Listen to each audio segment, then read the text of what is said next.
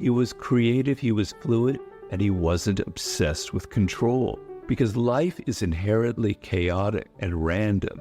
Things happen that you never expect. You cannot control this.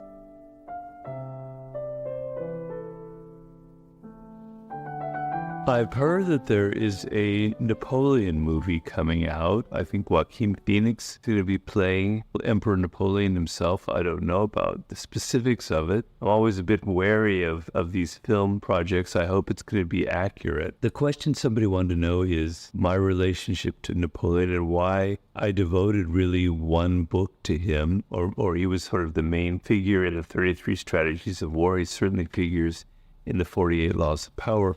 What is my particular interest in Napoleon? And I'll tell you, in this world, there are a lot of leaders and people who are so bland, they're so corporate, they're so cookie cutter, they're just like everybody else, right? They have no spirit, they have no drama. They just want to be like everyone else in the world. They want to follow what other people have done, okay? And in warfare, it's the same dynamic. 99.9% of generals are not creative on any level. They're just very worried, they're very anxious, they're trying to control as much as possible. And suddenly arrives on the scene a young man, Napoleon Bonaparte, who comes from a different background. Although his family originally has aristocratic roots, he grows up very poor on the island of Corsica. He doesn't have any privilege to him, no reason why he should ever be a general, because generals came from the aristocracy. The French Revolution erupts, and he's already in the military as a cadet. And the French Revolution turns everything over. And that old order of things where it's very stodgy, the aristocracy, suddenly the world is upside down. And he reveals very early on this powerful sense of boldness and confidence. And, we think of people being fearless today or whatever, or generals being great. This man was literally on the battlefield, facing bullets flying at his face in battle after battle after battle, earlier on in his career as an artillery corporal, later on as a general. He would lead from the front. He was not afraid of facing battle.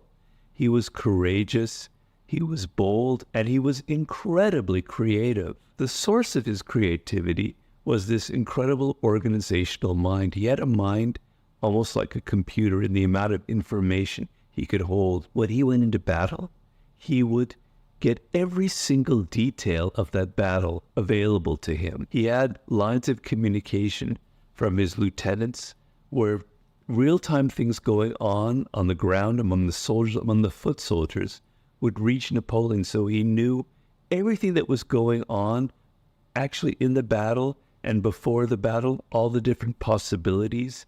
He was the Western exemplar of Sun Tzu's idea of maneuver warfare, which I explained very deeply in the 33 Strategies of War.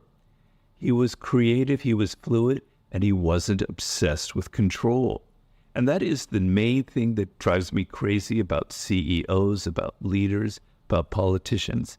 They want to control everything. And you can't control everything in life. And that sense of wanting to control, like a Vladimir Putin is the ultimate example of that, comes from deep levels of insecurity. Because life is inherently chaotic and random. Things happen that you never expect. You cannot control this. The power lies in what I call controlled chaos. You let chaos into your system.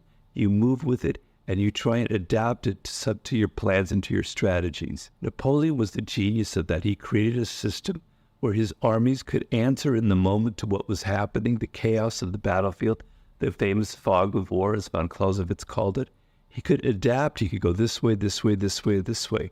He wasn't a control freak. And with this creativity, with this bravery, with this audacity that he had, for 10 years, 1796 to 1806 approximately, he led the series of the most amazing battles ever. And if you read about them, if you're a war nut like I am, there's a book by David Chandler. It's mostly I'm sure it's out of print, called The Campaigns of Napoleon. It's immense. It's this thick. It's like well over 1,000 pages. Amazing maps. Every battle is mapped out. Beautiful maps. Goes into every single campaign. boy, do you really understand the genius of Napoleon when you get finished with that book. But those first 10 years, unbelievable. And then what happens? He goes into this decline. And the decline is almost as interesting as the rise to power. And it's very human. And it's tragic because millions of young Frenchmen are killed in this course of this decline. All of that creativity and that energy and that chaos, he now becomes somebody who wants to control things because the power goes to his head. He's now an emperor. He turns conservative. He starts wanting to overpower enemies with artillery instead of overpowering them through maneuver. He does a campaign in Spain, which is, as they say, the beginning of the end of Napoleon, where the Spanish kind of grind him down and defeat him, just like the Afghanistans did to the Russians and did to us. And then it gets worse and worse and worse, and it eventually leads to his disastrous campaign in Russia, and it leads to Waterloo, and we all know what happens after that. It's a very important...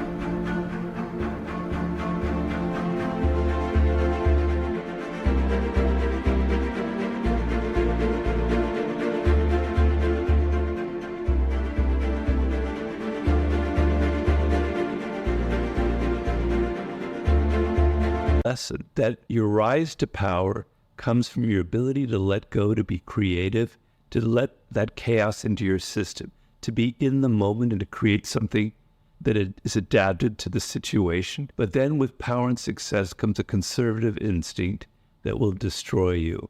And it destroyed him tragically. If he could have kept that energy...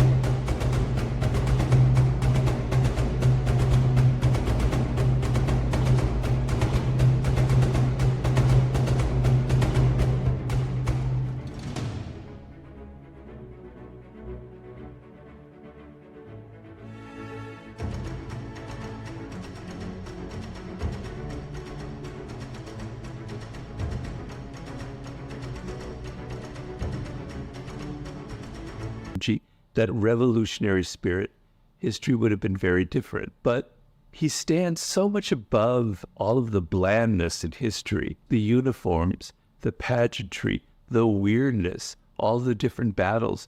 It's so dramatic. I really hope this movie captures the essence of Napoleon. It doesn't fall into the moralizing crap that movies nowadays do, where we have to judge people as good or evil, you know? Because Napoleon had a good side and he had a bad side to him. He was a human being. So I really hope this movie doesn't fall into that preaching nonsense that drives me crazy, and that it tries to capture the full human being that was Napoleon. I call him the Mozart of warfare, the great genius of war. He completely influenced the future of warfare in a huge sense. The Prussians adapted it. Our military has followed his form of maneuver warfare.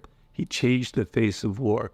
I really hope the movie captures that spirit because, as you can tell, I'm a Napoleon affiliate, or whatever the word would be. I love Napoleon. So that's my relationship to him.